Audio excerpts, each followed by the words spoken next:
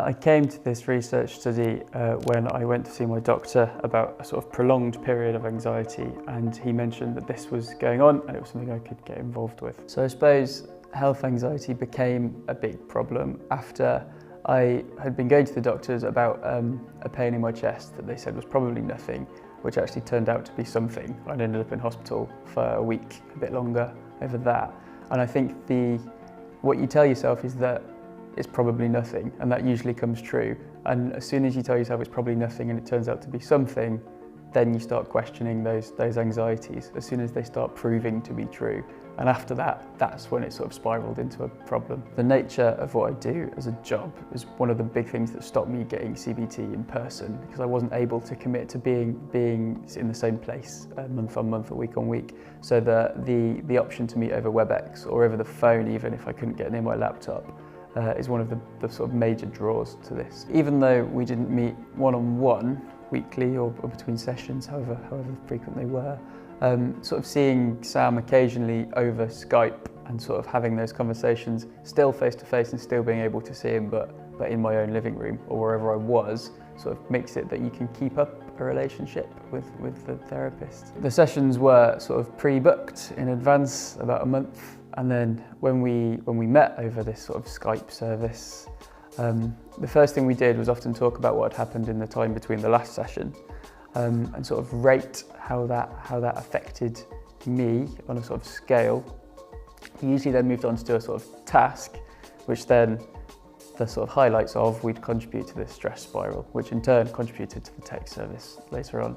One of the exercises was sort of him explaining why people feel anxiety and how to respond to it, and why it's sort of natural and normal, and how what isn't natural and normal is how you respond to that stimulus, if you like. Before I did it, I didn't do anything about it. It just sort of ran its course and it would fade out and it would come back again inevitably. But now I maybe am more likely to pick up some of the stuff that Sam sort of sent through and the stuff we did together. Before these sessions, one thing I did a lot was constantly check symptoms and Google them and cross-reference them and read into them an awful lot. Whereas something that that is something I've stopped doing, and something that I keep a very careful check on doing, because I found it very, very, very unhelpful. It spirals from there. So an example of when I've done things differently since the sessions I did with Sam is that before, when I'd go to the doctors, I'd be constantly worried that they were going to diagnose me with something terrible, where the reality is, the balance of probability is that that's not the case.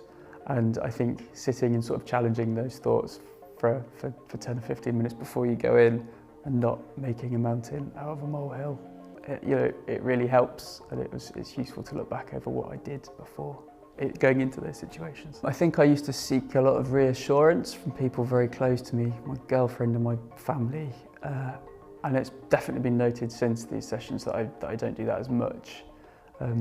But again, that's sort of related to not spiralling, and sort of keeping control over the thoughts in the first place. So since the study, I've signed up to a sort of text service which checks it. Occasionally it sends you a message and it asks how you're feeling between 0 and 5, and it responds with a sort of statement which is something that we use during the sessions.